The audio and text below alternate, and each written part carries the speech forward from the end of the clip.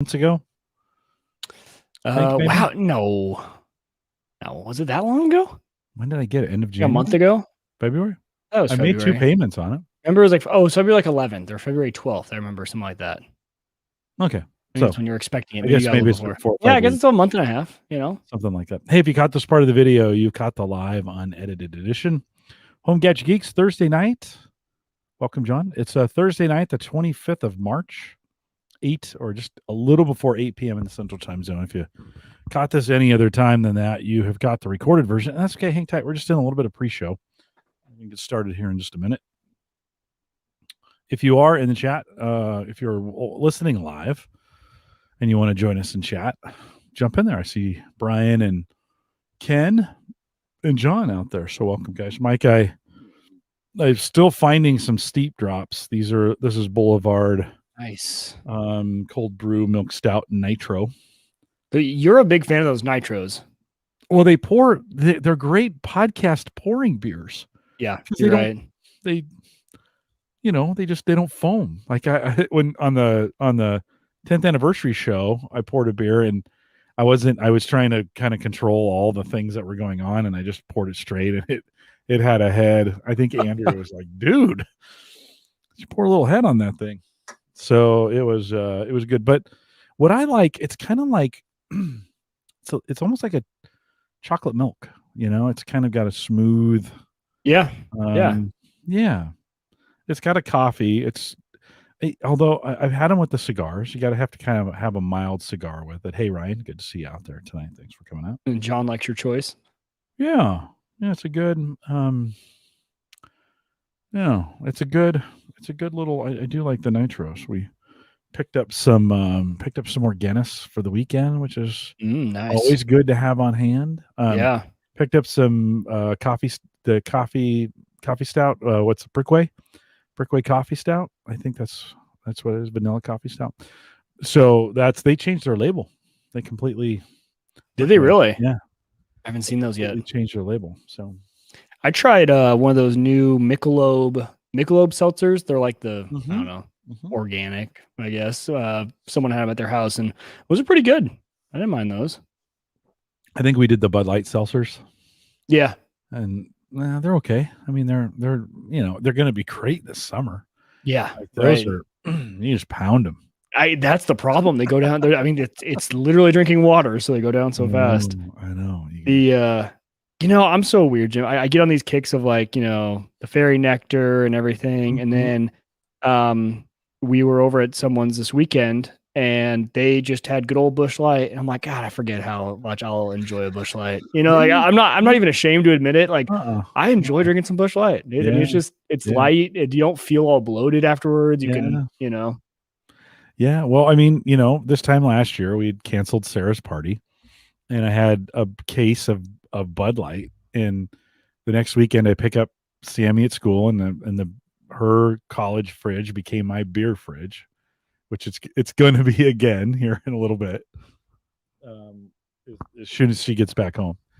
And it was full of Bud Lights, and I used to give you crap about that. Like, is that what started the kick? Was you having all that left over? Mm-hmm. Yeah. I don't think I knew the story. Maybe I did. I ran out of beer at one point, and I'm like, well, I got these Bud Lights. I mean, we're gonna need to drink them. So one night, just reached in, put it in the glass. It's like, this isn't so bad. Like, these are actually kind of crisp. Yeah. These are kind of good. Right. So that's what it wasn't long after that the Bud Light oranges got real popular, and we'd buy them in the bottle. Then they made the 3-pack, right? Lemon, lime, orange in a can. And those are in the cube. Those are just too easy. Like, that is just grab the cube, bring it home, throw it in the fridge. Yeah. And those are that's just too easy. Like, between orange, lemon, and lime, you've got kind of everything you need for most meals. I got a good pairing for everything. Yeah. Now, is that the Bud Light lemonade kind of seltzers? No. Okay. These are, because those were pretty good too. Yeah. Someone was telling me about those, and so I tried one. I was like, oh, those actually aren't bad either. Brian says, nice time of the year For it too, the heavier beers in the late winter, early spring. I agree. Yep. I agree. Jim Shoemaker reminds me candles. Thanks, Jim. It's good. It's always a good reminder. John likes the chocolate coffee stouts. That's a good one. Yeah, there's a reason that Anheuser-Busch got so globally huge. They made popular beer. They made cheap beer. Cheap, and they took the Coke model, right, where they were a sign in every bar. They were the cheapest to, on tap.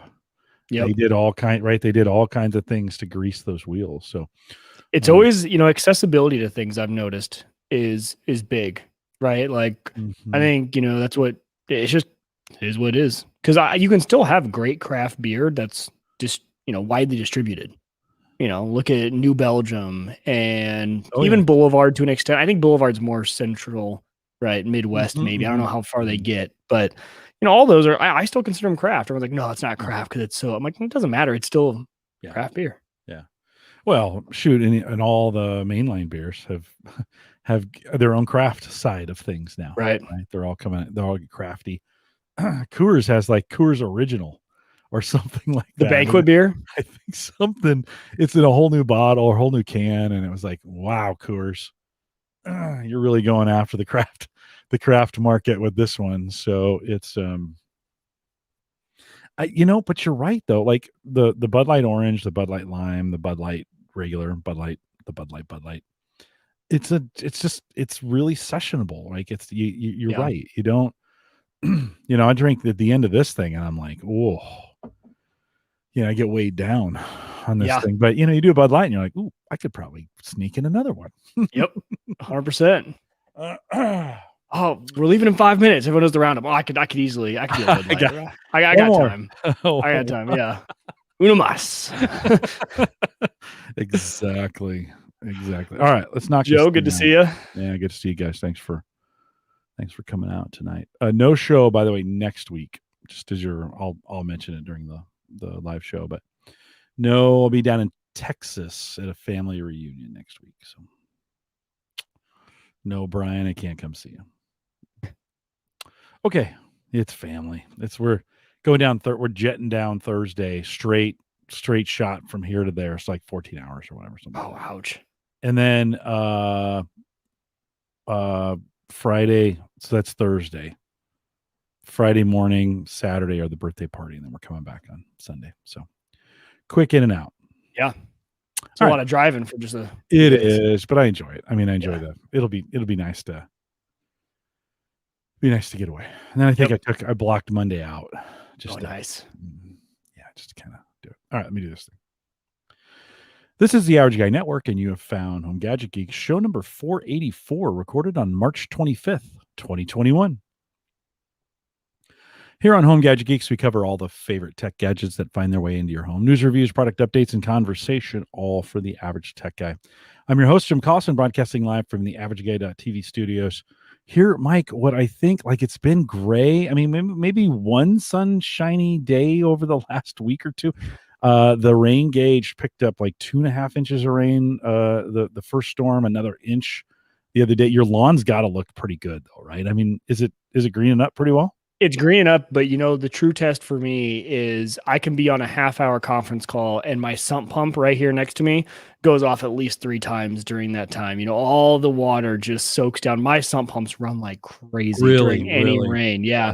You can tell the former owner had to do the whole Thrasher water treatment because we have 2 sump pumps now and they just go like crazy. So I have to ride the mute button now as I'm working down here. You might actually even hear it during the show. No, that's okay. Because they go off all the time. That's a sign of a lot of water. When we moved in here, the first couple years, this corner over here not flooded, but got water in it a couple times, and we had a little water damage. And I realized the downspout was not pointing in the right direction, and the neighbor's downspout was coming my direction. And I was like, okay, we're going to stop this. So I built a little retaining wall for them. So now that it goes down, and actually over the last decade, it's kind of washed out. There's like really? Oh yeah. Cause they get a lot of water off that side of the house, and then redirected mine to go down the sidewalk. And, the sump pump broke at some point, and I checked it. Oh, I don't know. Last year I went to check it. It's broken, and it doesn't look like that thing's had water in 15 years. Like it's bone dry. Weird. Yeah, just moving that, just Made getting that much of a it difference. did. It did. Yeah, it did. So, that's one of those. It's spring here in the United States and in the northern hemisphere, and of course, lots of rain coming in. Mike, it is my favorite time of the year. I did do some landscaping this week. I'm starting to take grass away, so I moved some landscaping out to just kind Less of mowing. little bits at a time. Just I don't know. I got to battle the moles. If you've been listening to the show very long, you know what I'm talking about. So we'll have a long. I'm not my water bill doubled at the end of the summer, and the grass didn't look that much better. And I was like, I'm going to let nature take its course. Of course, we will post the show notes at theaverageguy.tv. This one, HGG484. Couple reminders before we get started. One, thanks. A whole bunch of you guys have joined Mike and I on Coinbase. And still an opportunity to do that if you go over to theaverageguy.tv/Coinbase, sign up, and your first deposit or trade of $100 or more, you get 10. Well, I get 10. Not a bad deal. We always say it's good for a good education. Mike, I was reading the news on my phone today, and they're like, Bitcoin slides, and I go, really? You always chuckle. It's like that's not a slide. It's like there's down to 51, and I'm like, okay, when it goes to 30 or maybe 20, when it goes to 2 like it did last time, let me know. Yeah, you're kind of like, so if you watch news and you watch what's going on with crypto, it's just ridiculous. You can tell that the news is not being written by people who have been in the crypto market very long. I mean, Yeah. they kept, hey, Rip Van Winkle, they kind of woke up when Bitcoin was like 57 and they thought that was the low, and then like, 60. Oh no, it's sliding backwards, right? So listen, if you've been listening to this show any length of time, we've been talking about this a long time. Mike, the very first time we had Edward on, 264. Crazy, right?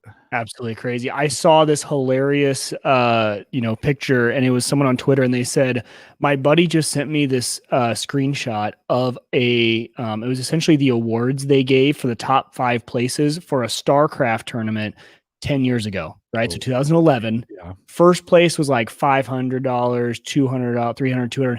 Fifth place, all they got was 25 Bitcoin. That's it. And everyone's like, man, would have loved to take 5th place in that StarCraft tournament. I think it's like, what was that, $1.4 million they would have right now if they kept that 25 Bitcoin. But this is one of those times too where my brother-in-law, he's actually in the chat, it's Parker. So when he got his new graphics card, he got a 30 series card. He asked about mining, and it was something, Jim, you and I haven't looked at mining in years because it hasn't been profitable on GPUs. Right. And all of a sudden we looked into it, and good thing he asked, because right now it is profitable on the GPUs. And the funny part about it is certain GPUs, like you have to have no at least a 6 gig or above in RAM on your GPU. If you have below that, you can't do it. But not really worth it. But long story short is I'm kind of cheering on the slides right now because with NiceHash, the way it works, it's about the same dollar wise you're getting per day, and the lower it is means I'm actually if it goes back up, you're making a little more. So like I average $4 to $5, and that's usually no matter what the price is. It slips a little bit, but not much. And so it's actually better when you're mining in the short term for these things to kind of fall a little bit if you're using something like NiceHash. So it's I'm back in, Jim. I'm watching the prices every day now. It's funny how just one little thing like mining again gets me watching those prices. I even have, it's kind of cool on the new iOS, you can actually have a tile on your homepage for NiceHash for the app. And it's a constant what your daily average is for how much money you're making. So I can constantly just unlock my phone and see it. It's nice. Yeah, I've got NiceHash paid me back for that hack, that 2018 hack, right? Yeah. And as they were paying me back when Bitcoin was low, it was like $3 or $4. And now, I went and checked the other day, and it was like, I don't know, 50, 60, $75, something like that. And you're like, whoa, that got to be a little coin. I should probably move it. And then I'm like, nah, I'm just going to leave it on NiceHash for a while, just see how things go over here. So if you want to join us on Coinbase, theaverageguy.tv/Coinbase, big thanks to everybody who's done that and taken advantage. Again, use it as an educational opportunity. The Coinbase app is really good at just being able to go in there and learn. So I think there's $30 or $40 worth of things of videos you can watch, get free coin if you want to do it that way. First $100 purchase or trade get you an extra $10 as well. Big thanks also to our Patreon subscribers, Brian, Tim. I thought I took that V out of there, Tim. Sorry. Ed, Aaron. I thought I'd done that like twice. Joe, Jim, Ross, Andy, John, Ed, Ryan, Justin, the other John, Brian, the other Brian with a Y, Dwayne, Nathaniel, and Paul. Thanks for you guys, all that you do. Support us on Patreon. We appreciate that as well. Mike, I mentioned the Tesla meetup or a Tesla roundtable show, and I just haven't got around to it. So a couple of you contacted me. I know a couple of you want to be on there. I think probably after next week. So no live show next week, which is Easter weekend, the weekend before Easter. I'll be traveling down to Texas for a family event, kind of a quick down there and back. And so no live show next Thursday, but I'll get that planned. We'll get going with that. No update from my end on a Tesla. I don't think I'm going to hear anything till the fall at the very earliest.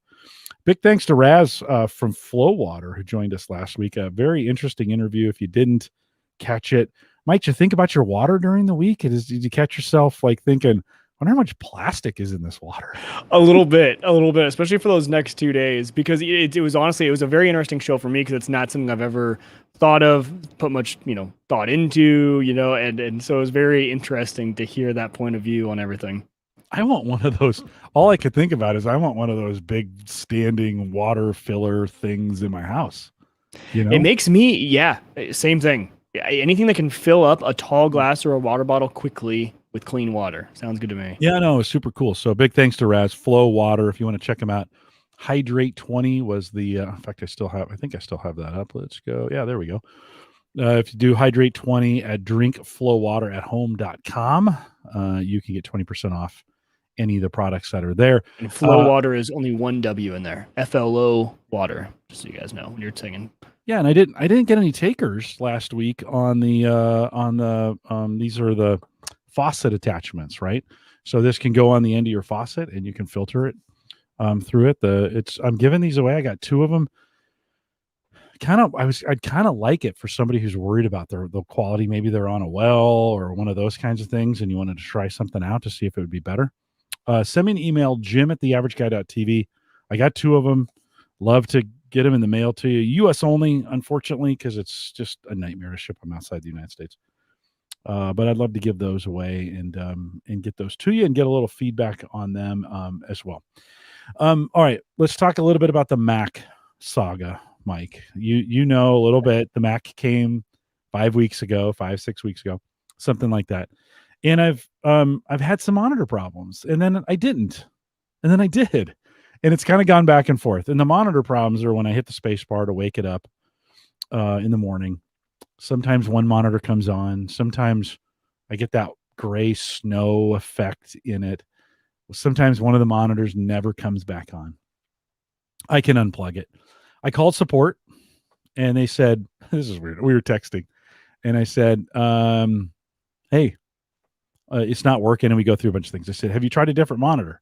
I said, "No, I haven't done that yet." They cut me off. Like they're like, support was done. At that point, I was like, "Now, listen, I don't think they were. I think it was a fluke. I think it was a fluke." Yeah. But I did get thinking, okay, I do have a couple extra monitors to give this a try. Well, last Sunday, I was smoking a candle with Ed Sullivan, and he said we were talking about.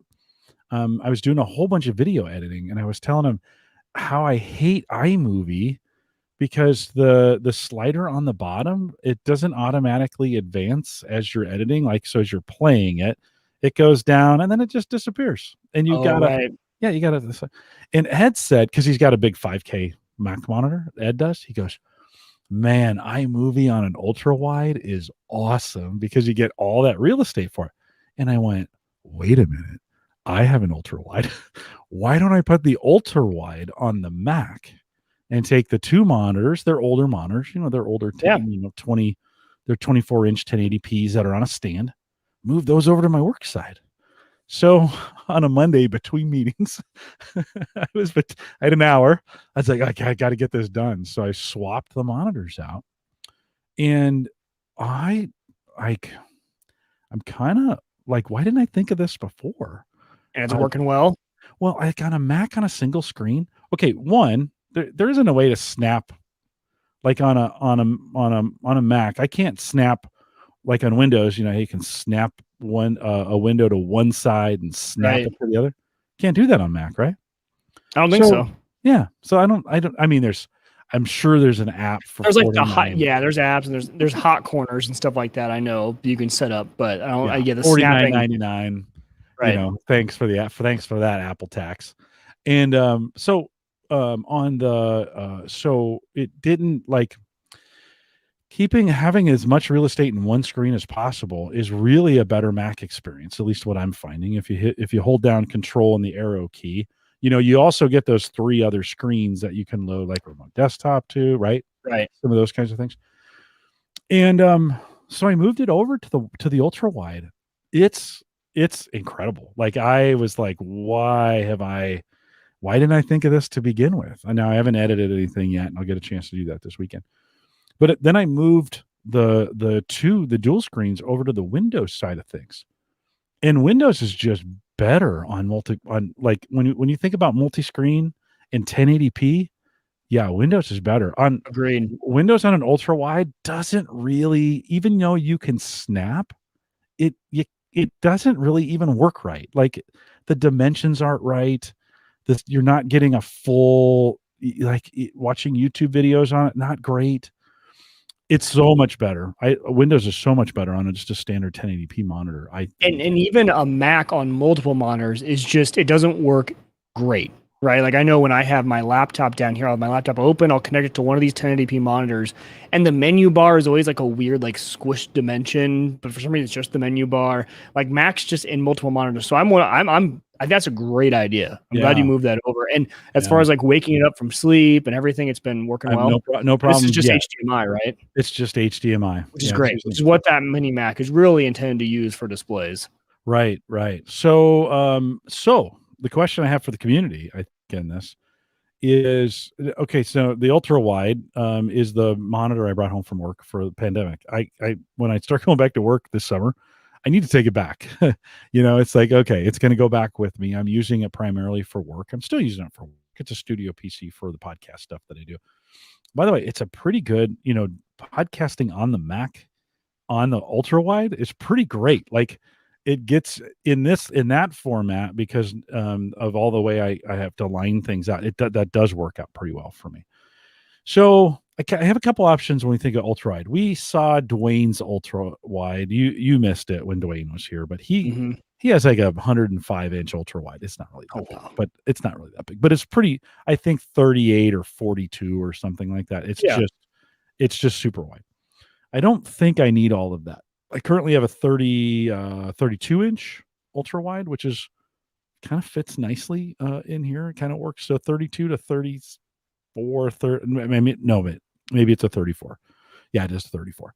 So it's 34 inches, 32 wide, 32 on the diagonal, or 34 on the diagonal. Sorry, I'm getting confused on that.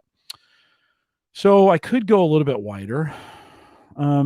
Mike, so I started pricing kind of ultra wides, and man, the price point on these things is all over the place. So I found an Aoc Gaming Monitor out at Office Depot, Office Max, for $209. Oh, that's not bad at all. $209, right? Yeah, that's great. And then it's the stand that sits on the stand. It's Visa mountable, but sits on the stand. Stand doesn't move. It tilts, but that's it. Then you can jump up kind of the next level. So it's like the $500 or $600 level for this. And probably, I mean, for that difference, is it? I'm guessing it's FPS or your refresh rate. Sorry, on the monitor, and then really probably color accuracy as you start to move up in those panels. A lot more color accuracy. But for the stuff you're doing, you're not gaming, and yeah, you're editing video, but you're not doing any color correction to it. So I mean, really, that 209 mark is probably a great monitor. Yeah, well, so then that next step though is five or 600 in there, right? And those are you're getting into the Dell, the HP monitors. Yeah. And then there's a whole nother class that's like 1,000, like the Right. 900, 1,000. I almost pulled the trigger on the 209, and I was thinking, is this too cheap? Like, is it so? Chat room. I want you to chime in on this a little bit while we're talking about it. Do I? Listen. I'm a budget guy, and I'm really good at buying budget. And I've bought a lot of crap at the lowest price point, right? And I've actually made some of that crap. I was talking to who was I talking to? I think I was talking to Ken the other night on a messenger, and I was telling him I bought this 27-inch Westinghouse. There's nobody knows of a Westinghouse monitor. Like I bought this back in 09. It was Probably a TV. it could have been, right? Yeah. It struggles with some HDMI stuff. It works great with VGA. So it's got VGA and DVI. It's not even HDMI, right? So you have VGA, DVI.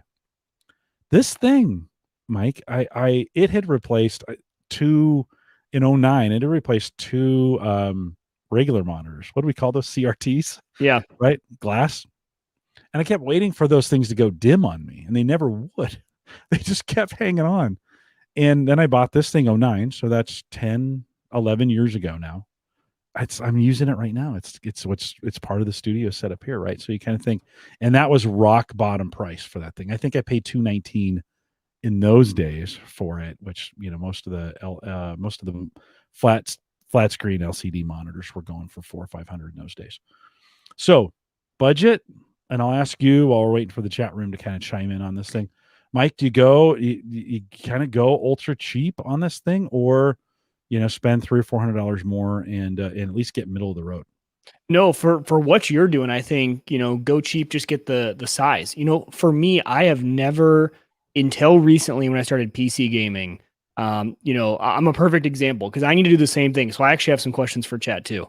You guys have seen my setup. I have 3 monitors on the bottom and 1 up top. And this main one right in the middle I'm looking at right now is my gaming monitor. It's a nice monitor, a little bit bigger, high refresh rate. I think it's a 240 hertz monitor, not 4K, not 1440p, mainly because my graphics card wouldn't do 1440p very well. I would be the perfect candidate for an ultra wide, right? But what my point was, all these ones on the outside are perfectly fine for me. They're old. They're ViewSonic.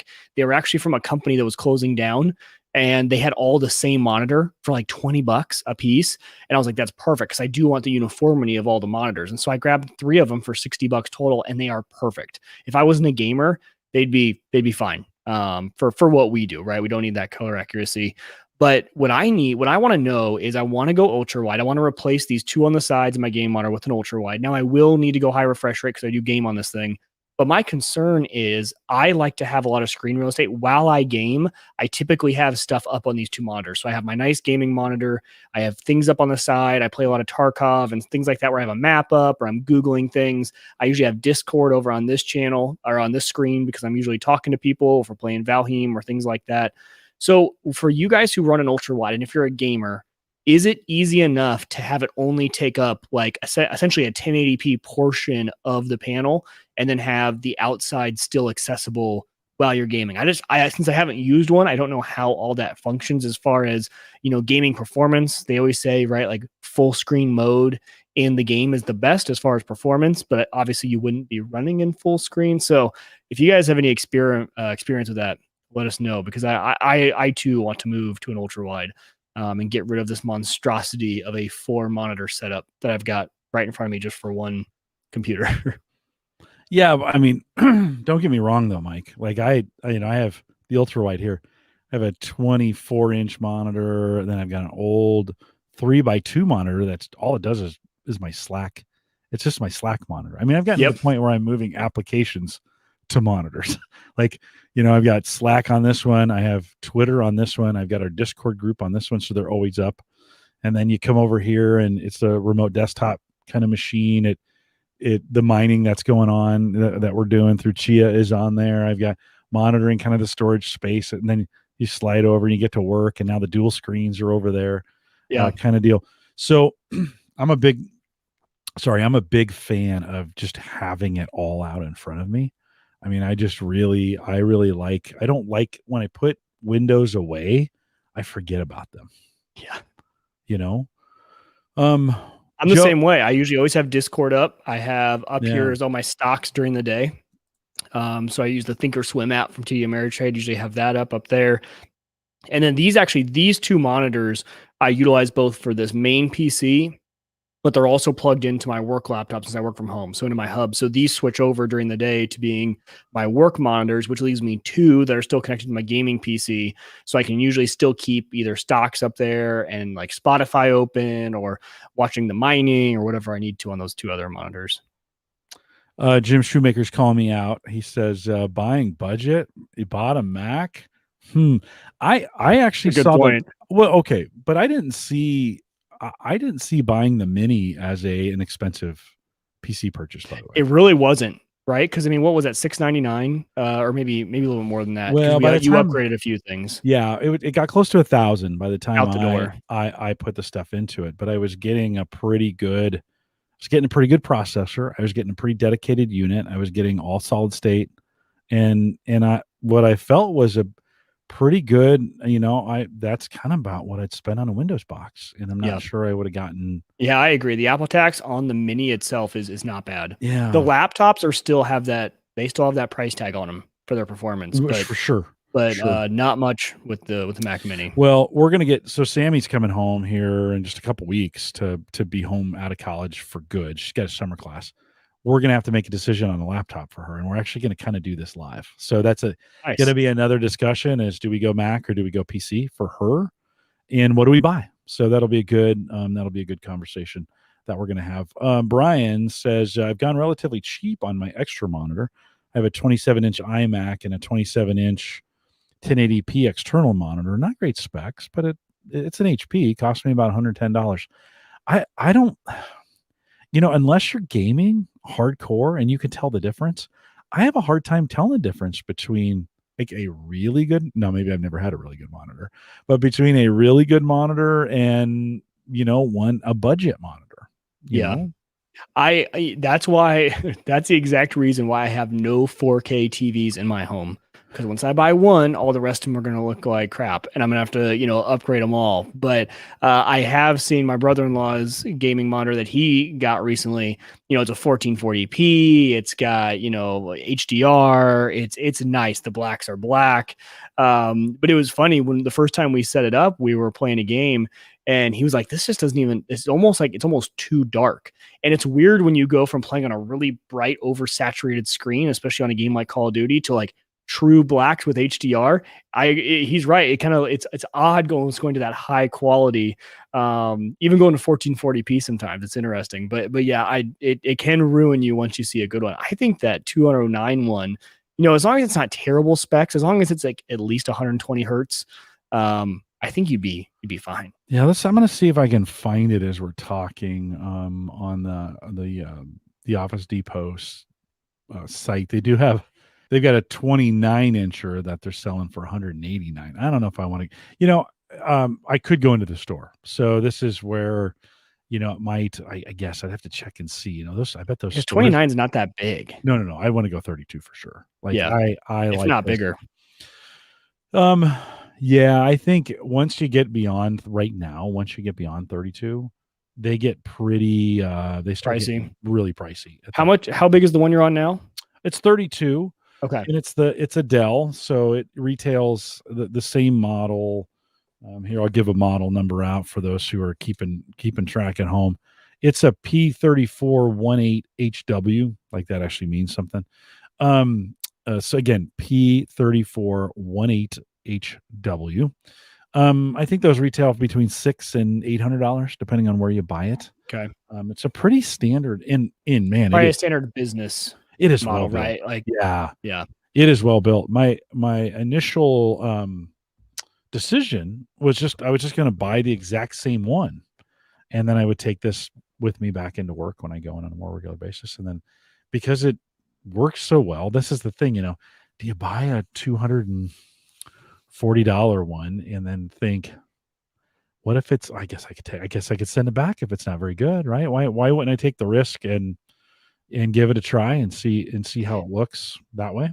Yeah, and you'll have to check the specs on the Mac. Right now, if you want the best of the best with monitors anyway, you need to be using DisplayPort, right? DisplayPort has so much more bandwidth and capabilities that HDMI doesn't even have. And I don't know even what version of HDMI that Mac Mini is on. So when you go up in price, you might be the features, what they're charging for is all that, the extra refresh rate, but also like connectivity wise has a lot more display ports, things like that, things that might not even, really make that much of a difference on the Mac Mini. Now I don't know how because Mac Mini's Thunderbolt, which is kind of like DisplayPort, but not really. So I don't know how all that works. But yeah, I think you'd actually be fine with cheaper one. Is this it? Yeah, this is it. It's actually $20 more off. Let me close this window here. So that's it right there. It's currently $199. It was $209 the other night when I looked at it, and I have to make sure this is the right one. But 32-inch full HD LED curved. Let's see if we can get some specs on. Now that's not an ultra wide, because that's 1920 by 1080. Oh, you're right. So this is the wrong one. Okay, this is the wrong one. I will keep looking. See, there you go. Like it's kind of crazy, Mike, is that it's been a while since I've been monitor shopping. Yeah. This is like I started getting into this. I'm like, holy crap! Like, there's a lot of there's just a lot to think about that's out there. So, Tony says his is 27-inch monitors connected via VGA. So is mine, Tony. And you know what? It's for what I use it for as a secondary monitor. VGA is just fine. Like it's, again, you kind of think the job that I could edit my Word documents, view the web. Jim says, question about the laptop purchase. Is it for a second laptop or similar where it might not really need to be new or used would be okay?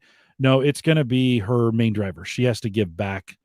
Sammy has to give back her she has an HP from school that they kind of lease to them. They kind of rent to them for almost nothing.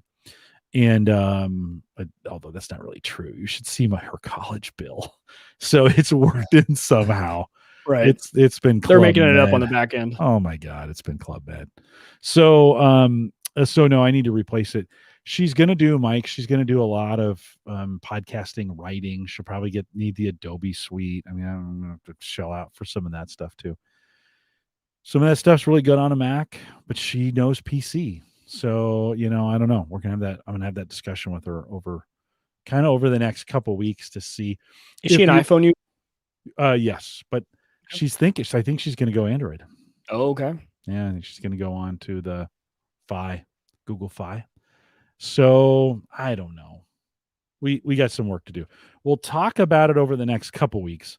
I'm not ready to buy a monitor or a Mac or a PC at this point. I want to look into it. Love to have some conversation in the hardware group in the Discord group. So if you want to join us over there, theaverageguy.tv/Discord, have some conversations. If you see a deal, post it there. I'm going to kind of wait and see kind of what pops up. We'll also throw some things around. If we do go PC for her, man, I have a ton of options. Like that is a whole nother, I spec'd out one at the very bottom. I can get her about $500 for a pretty decent laptop that would do most of what she needs to do, Mac, I'm at $1,400 probably, right? To go that route. So we'll weigh that out. Jump in the Discord group and love to have some conversations. To see a deal, whatever.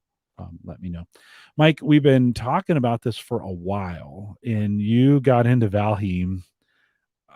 I don't know when the upgrade to Unraid came out. I mean, what was the move? This new game Valheim, like all the kids are playing it.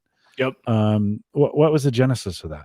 I don't really know. I'm trying to remember where it all started, but essentially, I saw someone, I think, playing on Twitch. One of the streamers that I watch on Twitch quite regularly Twitch is one of those things for me. Obviously, it just kind of stays up in the background. Like back in the day when your parents would like keep the TV on, or you keep the TV on like while you're cleaning. It's kind of background noise. That's what Twitch is for me. Like I can even have it on while I'm working. It doesn't bother me. It's just something to kind of have on. And they were playing Valheim. And so for those of you who don't know, Valheim is a new PC game. It came out. You can get it through Steam, and it is in very early beta. And think of it as, I call it like an adult version of Minecraft on steroids. And the reason I say that is because it's like, you're a Viking. It's Viking era. So you're a Viking. Updated graphics, right? It's not, what do you call the Minecraft graphics? Like 8-bit or whatever. I don't know. Like it's not that type of graphics. It's actually, they look good. Yeah, it's good graphics, but essentially you are surviving in this world and building a base and all this stuff. You need to go out and harvest a lot of materials, collect the materials, make things, and build. So that's really all you're doing. So you're building like a really cool, and you keep getting access to new materials as you go further in the game. And it was a lot of fun. So I was watching, like, that kind of looks kind of interesting. And so I think it's cheap, right? I think it's like $20 on Steam, which is pretty cool. What I didn't realize, Jim, was this game has been breaking every single record for games out there. So I pulled up some stats, and you got to keep in mind, this was all the way back. I was trying to find something more recent. Maybe you guys can find something, but they were really tracking this because this came out, I think, at the end of January, early February.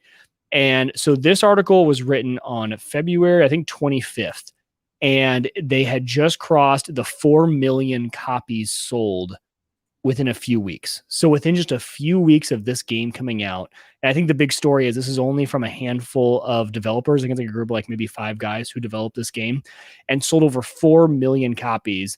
And then the weekend before this article was written, they had hit 500,000 concurrent players. And that puts Valheim in the top 5 most played games in the history of Steam. So a game in early beta that I don't think anyone, I don't know, I don't think they really did any marketing. Maybe their marketing was to get streamers on board. And if they did, man, it worked. And I think what people love about this game is, for me as an adult, it's the perfect kind of mixture of fun, creative, a little challenging, but yet relaxing. Like it's just fun, relaxing to play this game. Whereas compared to Call of Duty, like, I rage, I want to rage quit Call of Duty all the time because like I'm not good anymore. Like these kids just play so much and I die all the time. And it's just frustrating because unless you can like play 10 hours of video games a day, you're not going to be good at Call of Duty. At least that's the way, that's how I justify how bad I am at that game. But for me, I think Valheim is just like this really creative, fun game. And it's one of those games too that I would be totally fine with my boys playing at whatever age they want to play. It's relatively wholesome. Yeah, it's violence. It's Vikings killing monsters, right? But it's fun and really, really creative. So I kind of liked it. I never got into Minecraft personally. But now I kind of want to go try Minecraft because of how much I'm enjoying Valheim.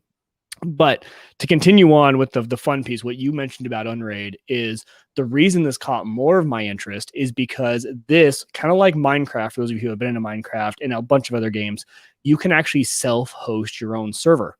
So when you can play this game multiplayer with people normally, but I have to be in the game for someone else to be in the game, right? So if we have this world that we're building together, think of a world that you guys are both working on. You're building really cool villages and stuff like that. If that's hosted by me and I log off for the night, your buddies can't access it either. But you can do these hosted servers, and it's extremely easy to do, especially on a system like Unraid, right? If you have an always on box, I've actually even heard, I think Bust Out in our chat, he's been playing with me. I think he actually even runs it on his Synology and said it runs just fine on his Synology.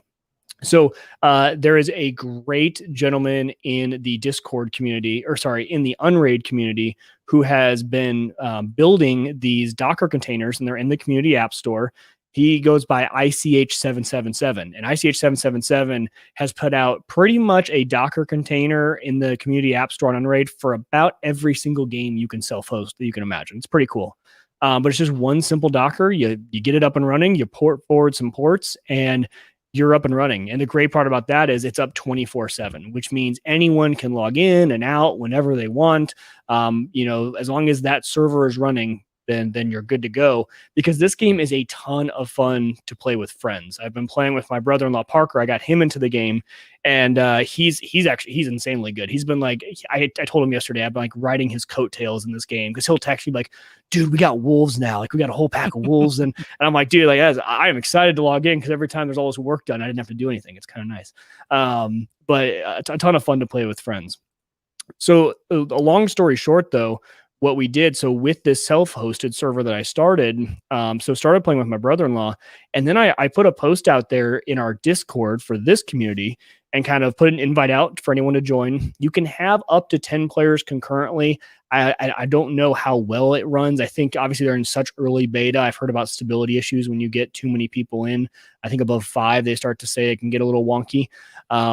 But that being said, so I put the invite out there, and some people from the community have actually joined, and it's been a ton of fun. We've been having a lot of fun. So, Ryan, Bust Out, Joe, have all been over there with us, and then Parker, we've all been playing together, and we'll jump on. We'll get in the Discord. The great part about using Discord for chat is it's super easy. We'll all get in there and we'll just have a good time every once in a while, every night. We'll kind of be talking while we're playing. We're gathering wood and stuff like that. It's such a fun community game to play.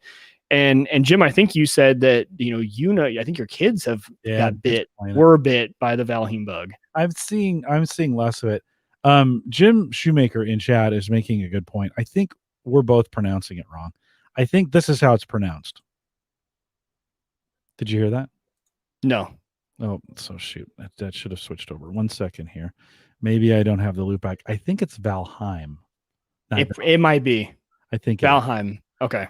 If you go to how to pronounce it, how to pronounce, let's see, what's the site here?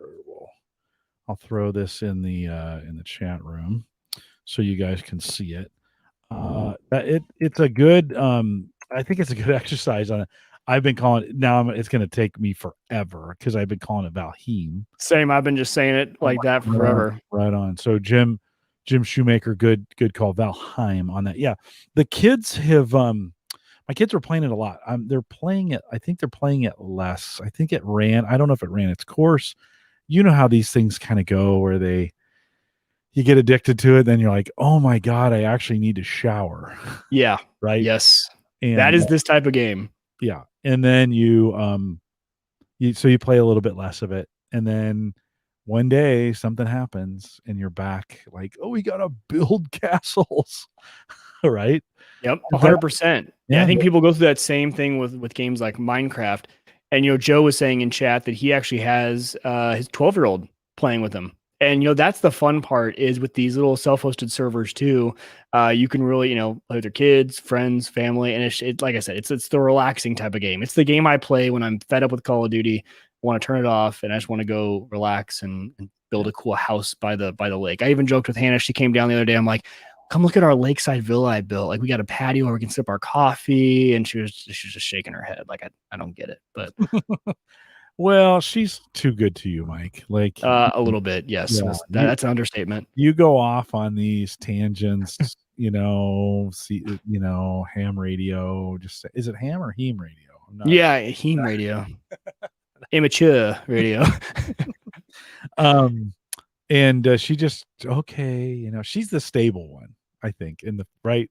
Yes. Yeah, she's the stable one. Just steady Eddie, just does what she's supposed to be doing. Mike's out there. Who knows what. Is there, do you get any sense of upgrades coming for it? I mean, you say it's in beta, but. Yeah, that's the fun part about it is that being in such early beta that when they had that much success, when you think of, 4 million copies sold of this game within those first few weeks, I think they were definitely able to take that money and develop, and they're starting to come out with roadmaps of what they want to do. They kind of have a general roadmap for the next year. They have these stages where they're focusing on different parts of the world that they're going to be upgrading, right? Like new biomes, which are essentially areas of the map you can go to, weapons, animals, all that sort of stuff that they're going to be upgrading over the course of the next year and beyond, hopefully. But just overall, a really cool game. I like to find these gems because I think I mentioned this last week, Jim. I wouldn't call myself a gamer, as in like I don't play a ton, right? Because with kids and everything, I maybe get a few hours here and there, but that's about it. This game, talk about Hannah giving me some leeway, and maybe it was just me staying up in the wee hours, but I think I had like 25 hours logged within the first week of playing this game, like a lot of time. And the time just kind of melts away. It's one of those games, you sit down at 9 p.m. and all of a sudden you look up, it's 2 a.m. You're like, oh my gosh, like where that time go. So what my hope is, the game is simple enough to run that I think more platforms, I think they could bring this to, I think a perfect, would be the Nintendo Switch. I think they could easily put it on the Nintendo Switch, have it there, bring it to Mac on the Steam side, Steam on Mac. I would love to play with my Mac counterparts. I was shocked. The graphics are good, but they're not like amazing. My brother-in-law tried to play it though on his older laptop, about a 5-year-old laptop, and he's like, it choked on it. It was not doing well. So it's actually more intensive than we think. Okay. So maybe things like optimization, right? Like a lot of these games are not fully optimized from the beginning. So things like that to make it run on different hardware seems to me like a game that you could turn down the graphics almost all the way and still have a decent experience. So it's just it's a good game. Okay. And I love hosting the server. I just think, I don't know why I think that's fun, but hosting it on Unraid, having it there. Much data coming in and out on that? No, not much at all. Okay. And it doesn't even use that much resources. So it uses 2 gigs of RAM. That's about the standard, a little bit above when people are in, but not much. Constant 2 gigs of RAM. And it flutters, on my i7 3770 that's in the box. It's using maybe 10% of that or less. Most of the time, a lot less. So it doesn't need much processing power at all. It's been a lot of fun. When I was over checking out so while you were talking, I was trying to find this monitor. So I'm going to tie these two stories together. So this is where I'm going with this. So I head over to this. How to pronounce Valheim? Yeah, how to pronounce it right. There's you push this button, you can't hear it, but it's actually, if you don't know how to pronounce a word, these sites are pretty cool to get it done, right? So anyways, so what is staring me right in the eye? The AOC 34-inch monitor. The exact, okay. So I mean, this is a cookie not violation, but this is how, I was on. It's even on Office Max. On the Home Depot Office Max, or I'm on the Office Depot Office Max site. I'm sure it placed a cookie. Then when I went over there, I'm sure the cookie showed up and they tried to sell me. So here it is, except it's no longer available. I just was last night, Mike. I was just doing this last night. So, but let's take a look at this one really quick. So, it is okay. So, it's 2560 by 1080. Yep. Ultra wide, super curved, 1500R monitor, 75 hertz refresh rate, AMD FreeSync. That's pretty standard, right? For most monitors now, are they doing FreeSync? FreeSync, or someone's going to correct me in chat. There's an NVIDIA version of that too. Okay, a one-time display port 1.2, 2 HDMI's, 1.4, and an audio line out in it, which I'd never use. I don't know. I mean, these look pretty basic, but probably do the job. I mean, it's out of stock at this point. Obviously, at $219 is a pretty good price, right? Yeah, it is. For this one, you're not looking at a super high resolution there. It is ultra wide, but not crazy high resolution. Only 75 hertz refresh rate, right? So I think the reason this monitor is exactly intended for the casual user who just wants a lot of screen real estate, because you're not going to game on a 75. You're not going to game on the high end with 75 hertz refresh rate. That's pretty low. And then on the resolution, right, it's going to be great for doing everything that you and I would typically do and work pretty well. I think this style of monitor is exactly probably what I'd be looking for if I wasn't gaming on it. Maybe I keep this monitor here for gaming and I put an ultra wide above it, and that would be kind of cool. What's this monitor in front of you? What do you have in front of you? That's a good question. I think it's a 27-inch. Okay. 27-inch, only 1080p, but I think it's a 240, or maybe it's only 144. It might only be 144 hertz refresh rate. I can't remember which one I got. Which is enough for me. My GPU only gets me up typically to about 100, 110 FPS. Tony G-Sync. says, Thank you, Tony. That's the other. yeah, That's the NVIDIA side of the house. FreeSync, NVIDIA side is G-Sync, right? Yep. And I have NVIDIA video cards, but it's coming off the Mac. So it's not, I don't think any of those, and I'm not gaming. Right, you're not gaming. Those are really only used to keep those refresh rate and the FPS in line, so you don't get a lot of breaks or screen tearing. Exactly. Yeah. It sounds like a lot better version of VSync. Well, so so at $219, okay, it's gone now. I'm sure I'll find something else at that price point. You pull the trigger, Mike? I'd also be looking at bigger and seeing if I can find a similar, maybe for $100 more, a similar low spec, even bigger monitor. But even wider, maybe like I think 38. I think so. Because I think of my 27, I think of 32 wouldn't be too much bigger. And I would definitely, whatever this is, I should take a tape measure and go all the way. I want something this big. My 3 monitors in front of me is about the real estate I would want. Now that's going to be insanely priced. Nothing is going to be this big. But it would add a 38 would add 4 more inches in physical width here. And I could probably get away with an inch on this side and the other, the difference there. Yeah. Over on this side. But I think maybe I guess that's true, because you're not trying to replace all your monitors. No. So maybe it's different. Because for me, I'd be wanting to replace, like, I want everything gone. I want one ultra wide, and that's what I want to focus on. Whereas, you have some other ones. So a slightly smaller ultra wide isn't that big of a deal, because you still have those other monitors. Yeah, well, but go, $100 more. Your scenario. I don't know if this is true, but in your scenario, a 32 or 34 versus a 38. If it's $100 more, do you, or a 42 for $200 more? At what point? And I don't know. I'm going to need to, I love that idea. For me, okay, the whole premise is iMovie. I want to get the whole thing on there, right? Do I need to? No, but I want to, right? I want to get the whole thing. So, thinking that through of like, now I know, 34 is the sweet spot right now for ultra wides. That's just, there's a lot, I'm sure a lot of the screens are being made, and that's why the prices are reasonable. As you get a little bit larger, there's probably less screens being made at that size, so they're a little more costly. So Tony says Costco has 38-inch curved monitors. See, this is where it gets expensive pretty fast, right? 38-inch curved monitors for $15.99. I'm not sure I'm in for a $1,600 monitor. I might go up to $600. Maybe on that. Maybe cash in some Bitcoin. I'm just kidding. I would never buy a monitor with Bitcoin. Let's just be really clear about that. And you said the one you're looking at is a 34? 34. Yeah, the one that I was the one. 34, which is 34 across, 32 inches wide. Yeah. So when you're looking at Newegg, I guess once you jump up past, you're looking at $600. There's a really cool 49-inch one for $689. Really? Yeah. What's the brand on it? Samsung. Oh.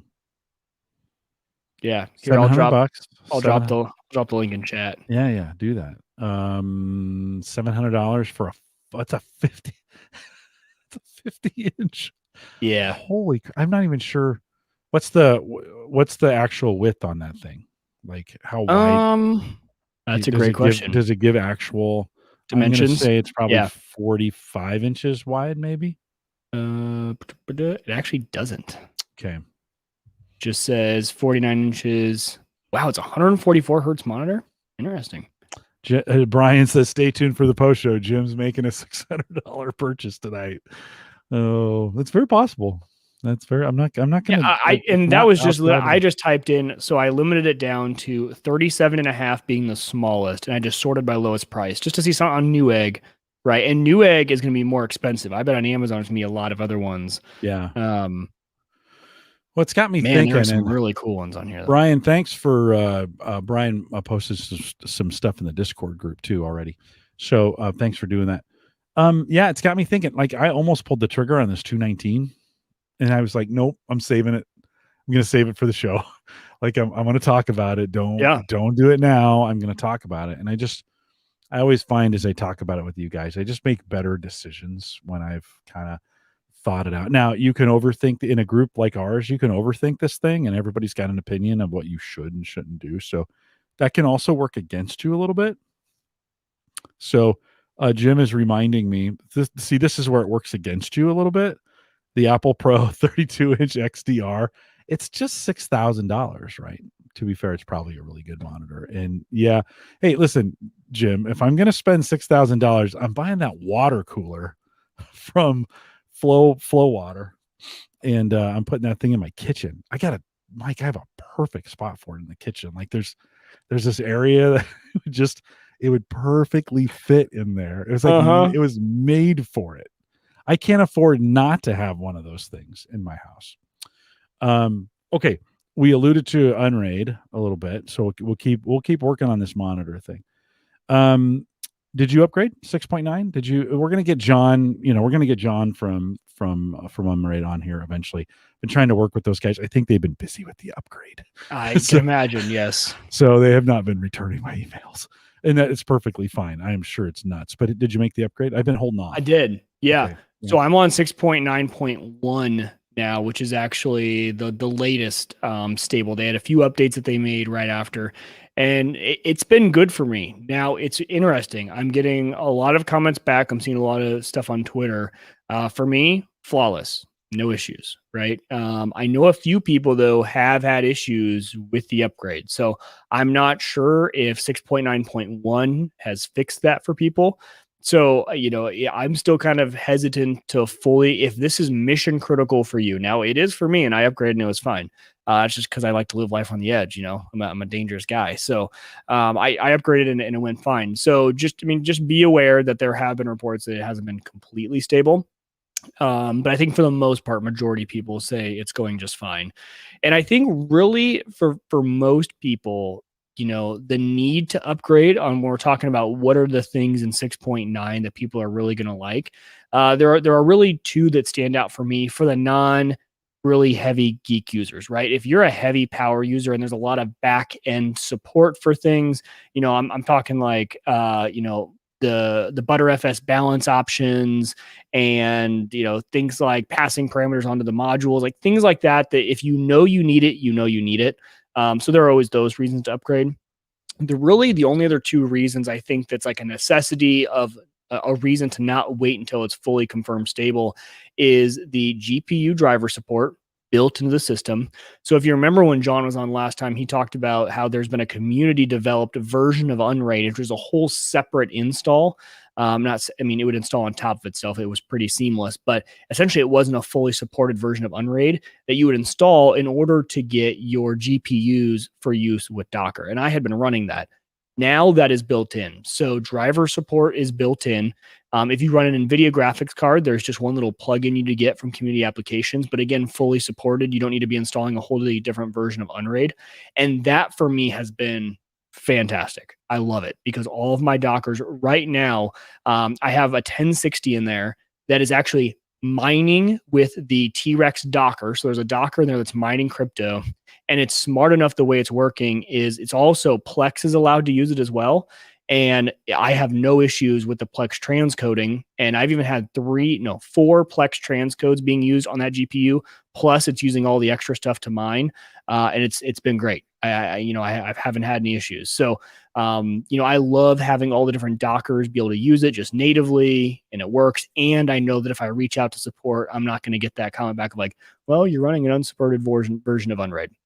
So there's that. And then the other one that I think is big for people, and John mentioned this, is the ability to have multiple pools of data, right? To have those pools. Now, I will be completely honest with everyone right now that I don't know. There's probably a really good use case for me and how I use Unraid for pools. I haven't played with it though. I haven't seen a need to bifurcate my data any more than I already do. So if you guys are in chat or if you guys want to talk about it or send me a note, I would love to know some good use cases. You guys all know how I use Unraid, right? It's my Nextcloud, Bitwarden, Plex, now Valheim. That's really all that stuff. Yeah. Valheim. Now Valheim or Valheim. Valheim. Sorry. Oh, yeah. Correction on how I'm saying it. Right. Yeah. Those are the kind of things that I'm using it for. So if there's a reason I should be using pools, great. But I think there were a lot of users that were really looking forward to pools. So that was also another upgrade in 6.9. The other stuff is, like I said, kind of the under the hood stuff that if you know you need it, you know you need it.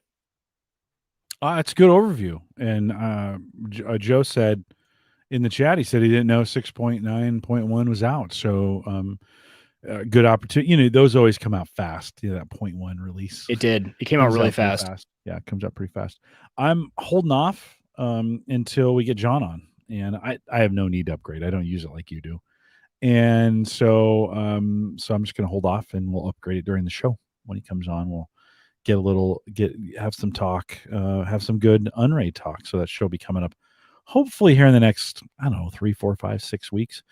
We need to get Mark back on. So Mark, if you're listening, contact me. I'll contact you, but we'll get Mark Robson back on. We got to get the barbecue show kind of lined up, Mike. I mean, we've got a responsibility here to make sure that we talk grilling before the summer gets here. I mean, it's almost here. I've already started. I've been using the smoker a lot lately. I did a pulled pork yesterday. Pulled that off the smoker yesterday morning. I've been a grilling fiend. I made some steaks the other day where I just fired the thing up, got it super hot, and then almost turned it to nothing and just put the steaks on and let them sit. And I just measured that temperature just until it was just exactly the right thing, and just yanked them off. And it was so good. Oh, it was so good. So we'll have to get Mark back on here as well. One more thing, Mike, before we go to talk a little bit about Cloudflare, which always seems to be kind of, for me, like an enterprise caching kind of deal. You've been using it like for home use? Tell me about that. Yeah. So this was interesting too. I just learned this was news to me, that there is a free Cloudflare offering. So if you go to cloudflare.com, you sign up and you link a domain to it.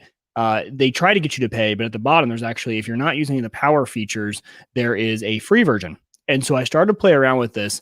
And essentially the use case for using Cloudflare is if you have your own domain, and this is how I would use it. I'm sure there's a million use cases, but for a home user, if you have your own domain and you use that to map back, probably through a reverse proxy at home, to services at home, it's a great way to manage your DNS records for that domain. So in my example, I bought my domain through Hover.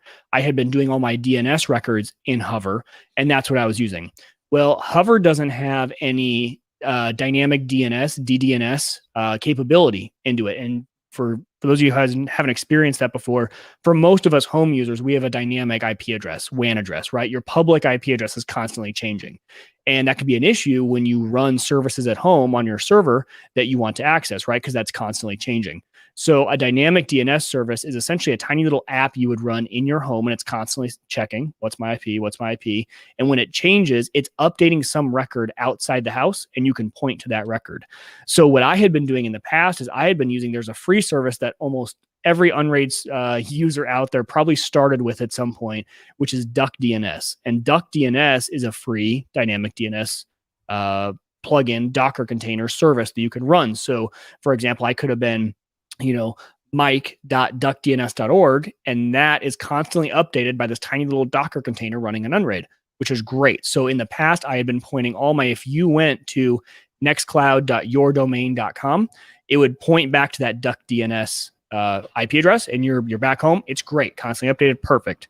The issue with that is that a lot of security protocol, internet filtering applications, especially in the enterprise. So for example, when I was at work and I tried to get back to my security system or Nextcloud, or what drove me most nuts was Bitwarden, my password manager, it was blocked. And the reason it's blocked is because it's going through, I'm typing in one domain, but there's a CNAME record that's redirecting to a different domain. So if you think about it, I'm typing in nextcloud.yourdomain.com, but when it actually tries to resolve that, it gets sent out to my DuckDNS. And a lot of those, what I've learned, and I didn't know this, was a lot of the security applications in these enterprise environments, they block that. They don't like that. They think it's like a redirect, right? It's sending you somewhere that you don't intend to go. So I was getting fed up with that, and all of this kind of culminated in me finding out that Cloudflare has a free offering. Number one, you can still have your domain purchased through Hover. All you do is change. It gives you the name servers that you're going to plug in over at your domain registrar. So if that's Hover, you just change the name servers.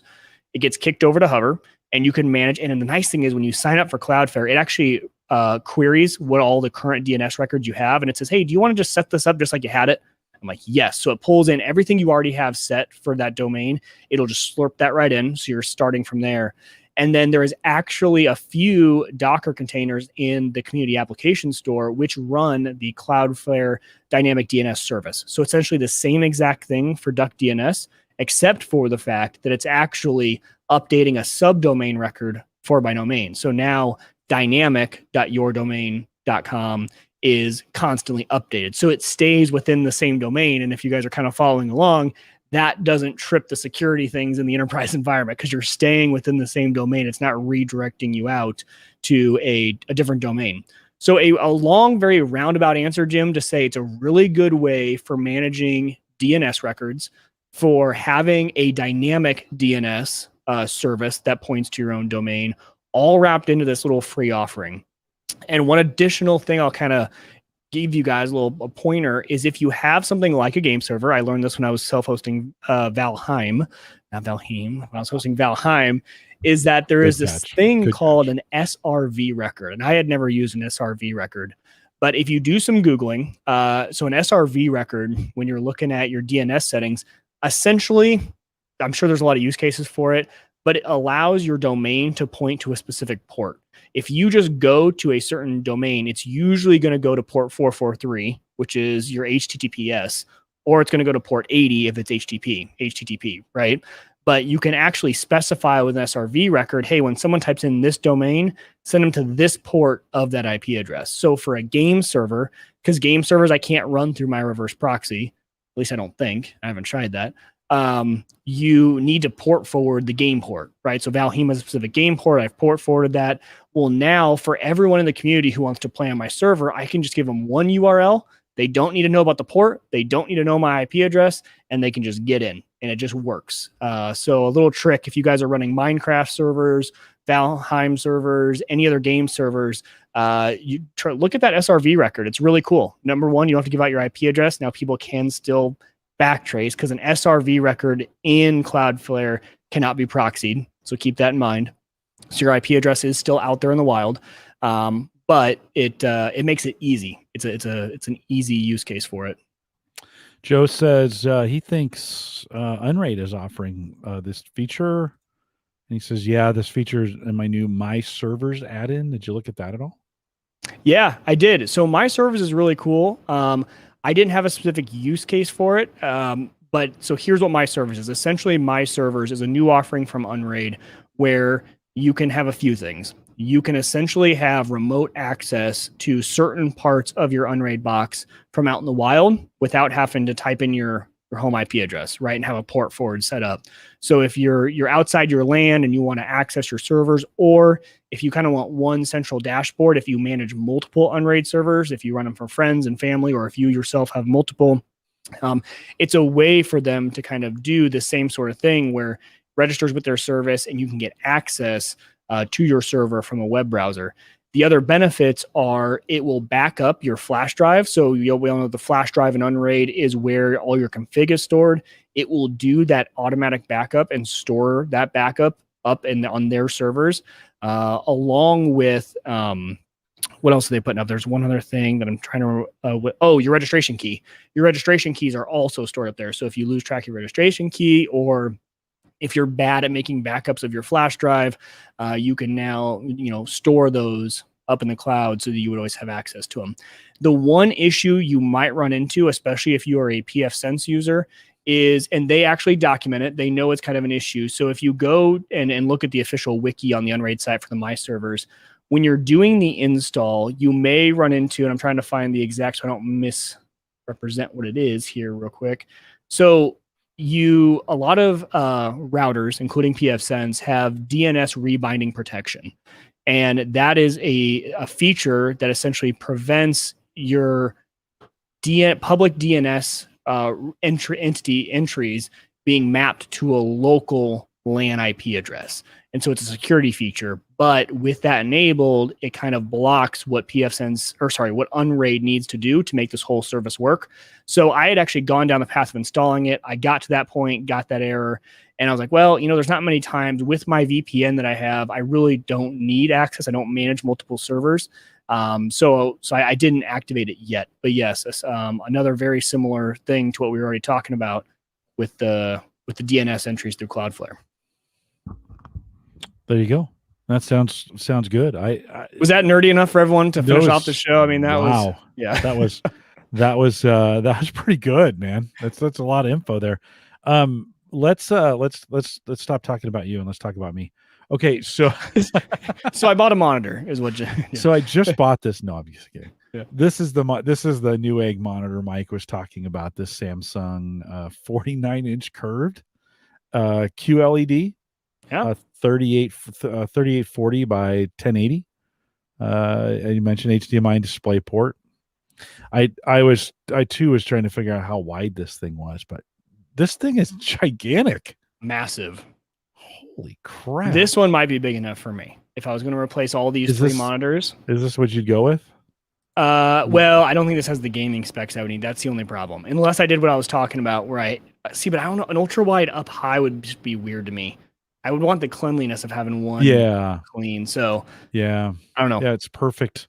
Does this have a stand that goes up and down? That's some of these are fixed and you're like, oh, now they all have Visa mounts on the back and you could put it on a stand if you wanted to, but it's a refurb. It's $700. I don't know. Stick around in the post show. This may be this may be the one. I found the very first one, the AOC monitor that we were talking about for $219. I found it on Amazon and it's $300. So that $219 was a pretty good deal. Yeah, that $219 is a good deal. Why did I wait? This is why I don't wait on things. These are the sacrifices you make for the show, Jim. No, right on. No, we'll get it all figured out. Just a couple reminders as we exit stage left tonight. We'll stay around. You okay on time tonight, Mike? Yeah, okay. Yep. We'll do a little bit of post show. A couple reminders. No live show next week. I'll be down in Texas at a family reunion. Actually, it's my mother-in-law's 80th birthday, so we're going down for that, and that ought to be kind of fun. Texas is kind of open, so Mike, it'll be interesting.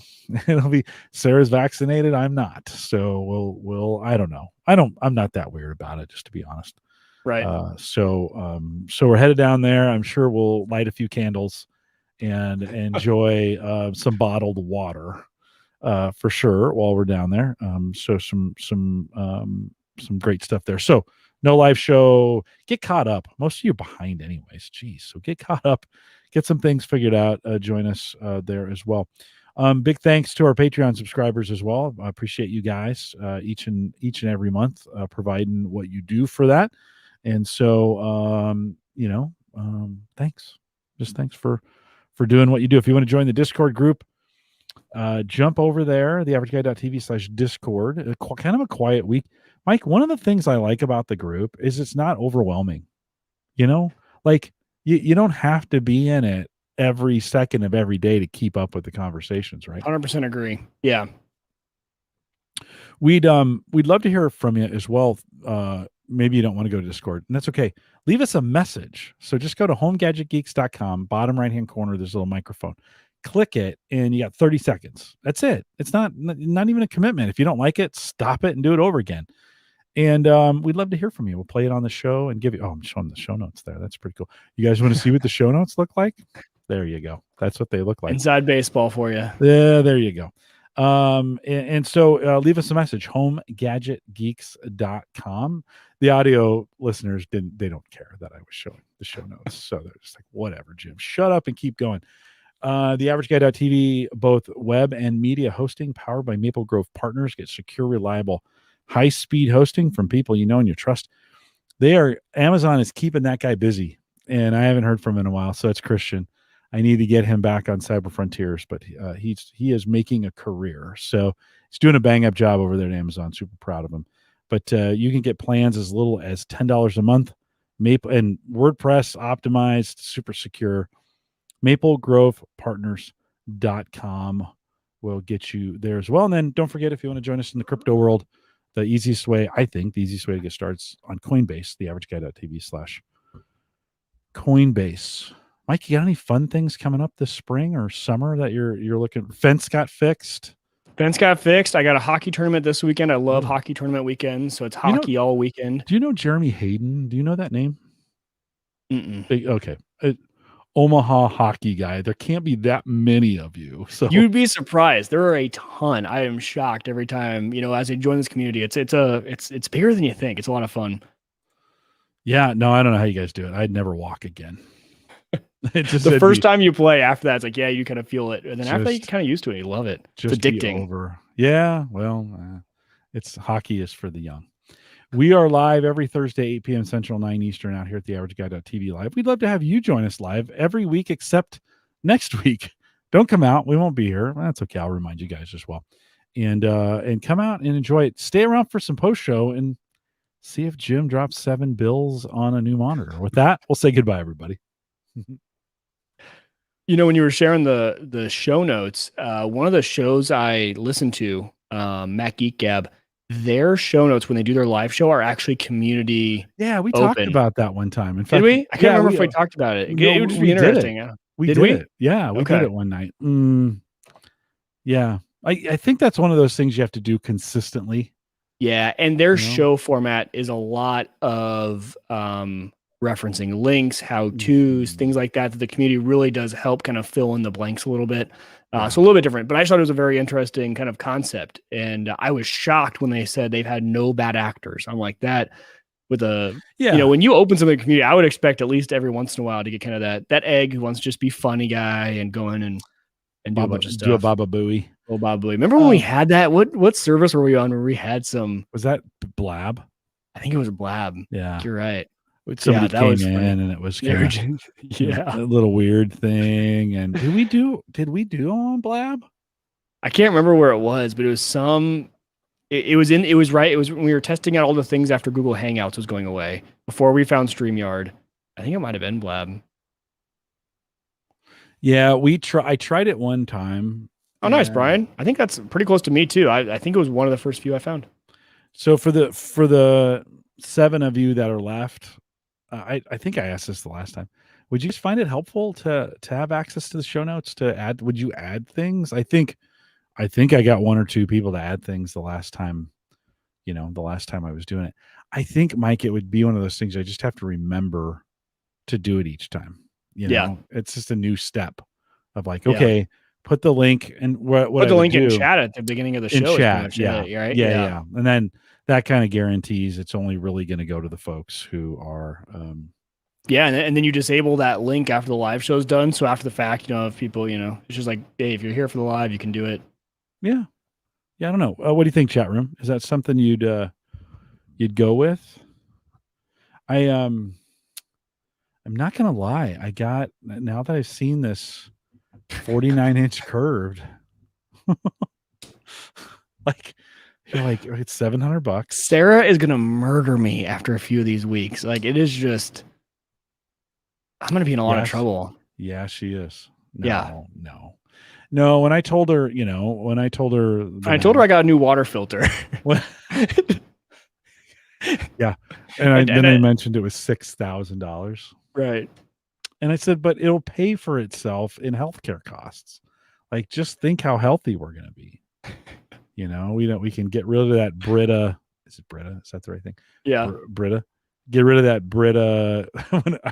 When I said to Raz, I'm like, is that Brita thing? And he's like, well, I mean, a scale of 1 to 10, it's like a 1. Yeah.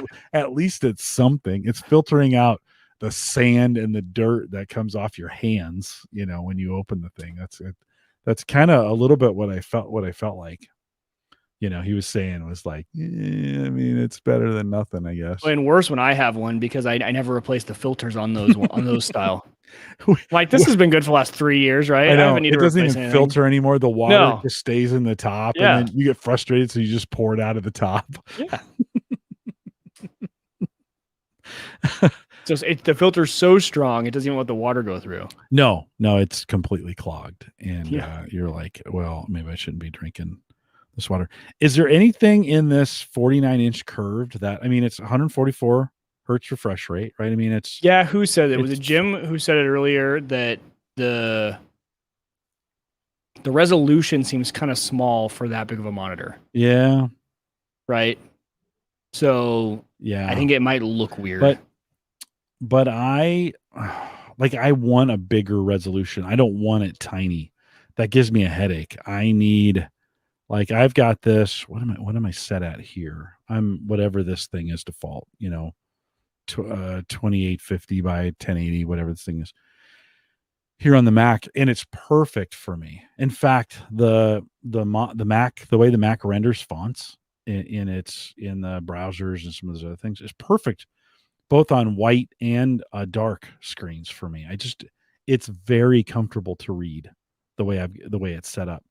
I noticed on my work laptop going to these 24-inch 1080p's that the whites are just super white, and I'm having trouble getting the contrast fixed, Right. and the fonts aren't great on there, and you're like, now when you flip that over to dark mode, the problem is everything's dark mode except LinkedIn, and I spend 4 hours a day in LinkedIn.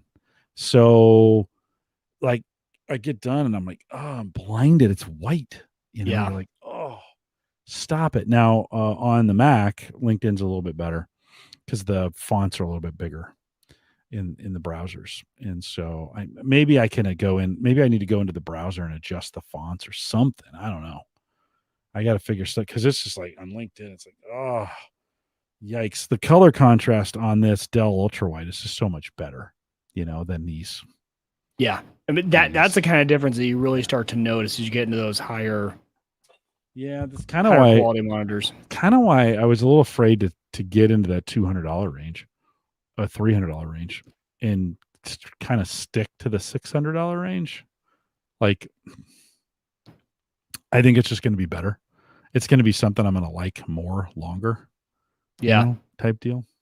It's funny as I'm looking through some of these too. Like there are so many brands now on these. I'm like, I've never heard of this brand. Now was this the exact one you were looking at? 34-inch curved AOC. Oh no, This is 1440p. This is 3440 by 1440. That'd be a really good looking monitor. So this is a gaming ultra wide for 440. Put it on screen for 449. Yeah. I would if I could find.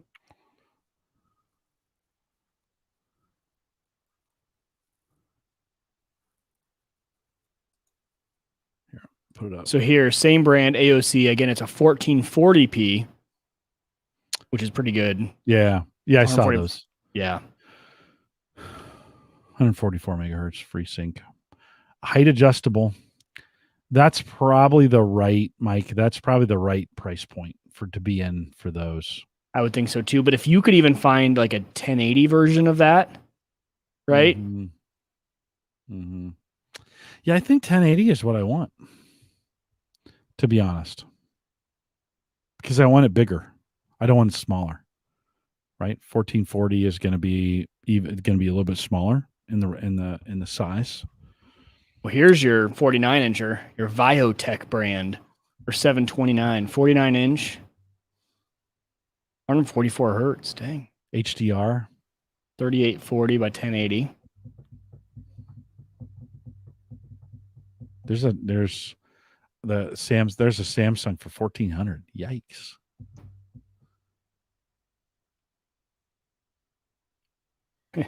You're an IPS ultra wide. The other option. They do need to be curved at that right width. Right. Yes. Yeah, I was thinking I looked at some 27, 29, and 32 flat. A little taller, a little more, not curved. Not as expensive. I looked at those. Look at 40 to 49 inches. What we got here? What if we search by price? Okay. Why am I getting? Okay. I love when you do that, and then you just get the crappiest things up front. Okay, so $699, 43-inch curved. 120. Hertz refresh rate for $699. Okay, so it looks like once you get above 40. 3840 by 1200. That's weird. That is weird. There's a 1080. Yeah. Well, I got some thinking to do about it. Yeah, that's interesting.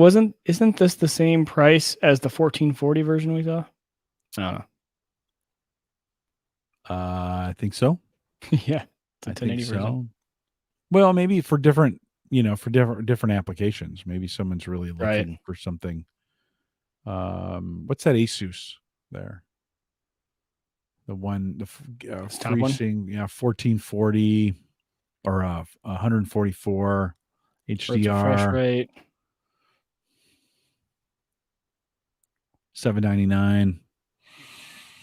That probably wouldn't be a bad one. No, not at all. 1080. It's a little expensive for a 1080p. Yeah. But it's a good brand, right? Good refresh rate. But I feel like you're paying for the refresh rate there because people are going to use this as a gaming monitor. Yeah, I may keep watching because I don't have to. I don't have to do anything. I don't have to do anything right now. Just kind of keep my eyes open. I've got a purchase for Sammy coming up, so I gotta watch my P's and Q's for that one as well.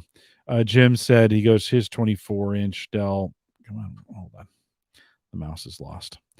24-inch Dell monitors are 1920 by 1080 or by 1200. So 49 inches wide at 3840 is the same, but only 1080 tall seems meager. Yeah. I think the 1080 is, I'll just be honest, I think I want 1080. I think that's for my eyes. I think that's what I like. I need to do a little bit of work on that. And that may be one where I need to go in somewhere and see if I can find a place. See it in person. Yeah. Yeah. Yeah, kind of. Although they're easy returns, especially with Amazon. Well, when you're driving down to Texas, I'm sure you'll stop by one. I'm sure you'll see one. Oh yeah, I don't know if I'm going to be. I'm not if I'm going to be allowed to go into a Micro Center. Micro Center, thank you. I couldn't think of the name. I don't know if that's going to be. Maybe that'll be when I need to get away from the family for a couple hours. It's like, hey, where's that Micro Center at? Yeah, I'll be honest with you, I don't even know where I'm driving, so I need to still. Kind of get that part figured out. Or Fry's. I think Fry's is on its last legs, right? Didn't it close? Didn't we talk about it closing? I think we talked about it closing. They closed all of them. Yeah, it's too bad. Gents, I don't know about you, but I had a long night last night. I'm gonna wrap it up here. Thanks for coming out, and appreciate you guys. Hold on before we go. Joe says I've seen some 30-inch or 31.5-inch 1080p monitors, and everything is huge. Yeah, it would be. On those ultra wides though, they're pretty thin this way, right? So you've got that going this way. I think they're the same size though, right? The vertical height's the same. Oh, for all of them? I think so. I don't know. Pretty close. No. Yeah, I don't know. No, I don't know. Well, I mean the same as your monitor now. Like usually it's about. Yeah, I wonder if they all are. If maybe some of them are a little shorter or some of them are a little taller. I don't know. I don't either. I'm a bad person to ask. Me too. Thanks for coming out, guys. We'll see you guys next week. Mike, we won't. For me. 2 weeks. We'll see you in 2 weeks. Thanks for reminding me. We'll see you in 2 weeks, guys. Be safe.